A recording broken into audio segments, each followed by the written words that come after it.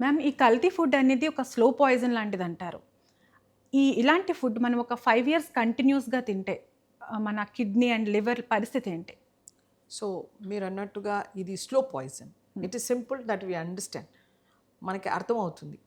అక్కడ మనకి arsenic poisoning ఉండొచ్చు, లెడ్ పాయిజనింగ్ ఉండొచ్చు, మెర్క్యూరీ పాయిజనింగ్ ఉండొచ్చు, లేకపోతే డైస్ లైక్ మెటలిన్ కానీ సూడాన్ డైస్ ఉండొచ్చు, ఆర్జిమోన్ ఆయిల్ కంటామినేషన్ ఉండొచ్చు, లేకపోతే డిటర్జెంట్స్ కానీ యూరియా కానీ లేకపోతే పెస్టిసైడ్స్ కంటామినేషన్ ఉండొచ్చు.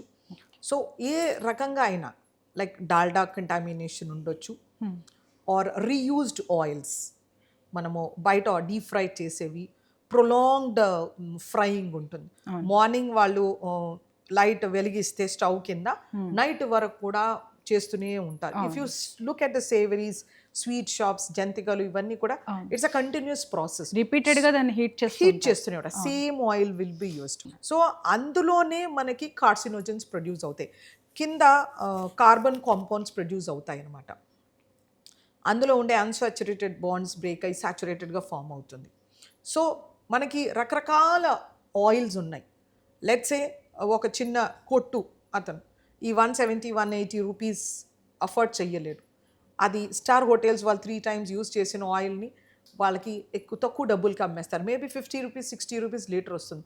తెచ్చి వాళ్ళు మిర్చి బజ్జీలు అవి చేయడం. So it is again reused. Cheap oil contamination, ఏదైనా పామాయిల్ కంటామినేషన్ ఉండొచ్చు.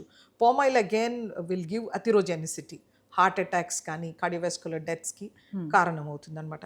సో ఇలా మనకి ప్రతి ఒక్కటి అడల్ట్రేషన్ ఉంది. It is not even a slow poisoning, it is an aggressive poisoning. From milk, tea powder, from rice, from dals, ప్రతి దాంట్లోనూ, స్పైసెస్లోను, కూరగాయల్లోనూ, ప్రతి దాంట్లోనూ, పళ్ళల్లోనూ wax coating on apples, oils on different types, jamuns అట్లాంటివి కానీ, లేకపోతే మన వాటర్ మెలన్లో ఇంజెక్ట్ చేయడం డైస్ కానీ, ఇలా take any food it is adulterated. And mineral వాటర్లో కూడా వాటర్లో కూడా కంటామినేషన్ ఉంటుంది.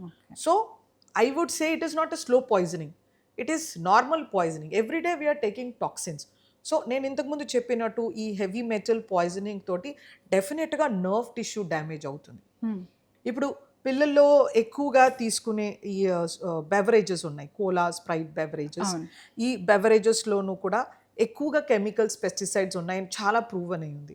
ఇప్పుడు మన రకరకాల కుర్కురేలో ప్లాస్టిక్ ఉందని తేలిందనమాట. సో ఇలాంటివి ఏమవుతుందంటే పిల్లల్లో రకరకాల ప్రాబ్లమ్స్ తీసుకొస్తుంది. ఫ్రమ్ ద బ్రెయిన్, వాళ్ళు చేతులు వనకడము, అగ్రెసివ్ బిహేవియర్ కానీ, మర్చిపోవడము, చాలాసేపు పడుకోవడము, చాలా బద్ధకంగా లెథార్జీగా అయిపోవడము, వాళ్ళు త్వరగా అన్నీ మర్చిపోతూ ఉంటారు.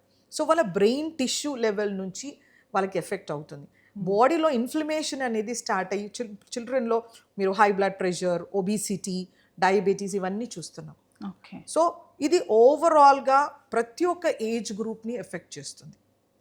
ఓకే, అది బ్రెయిన్ టాక్సిటీ, తర్వాత soft organs like heart problems రావడం, నేను చెప్పినట్టు అన్హెల్దీ ఫ్యాట్స్తో, తర్వాత ఈ కలర్స్ అండ్ డైస్తో రకరకాల క్యాన్సర్స్ రావడము, ఎందుకంటే వాటిలో కార్సినోజన్స్ ఉంటాయి. సో హెపటోటాక్సిక్, మన లివర్ దెబ్బతినడము, తర్వాత మన ఇంటెస్టైన్స్, పేగులు, ఇలాంటివి, రకరకాల అలర్జీస్, అట్కేరియా రావడము, స్కిన్ ఇష్యూస్ రావడము, ఇంకా రకరకాల హెయిర్ ఫాల్స్ రావడము, ఎన్నో రకాల ప్రాబ్లమ్స్ అనేవి వస్తున్నాయి అన్నమాట.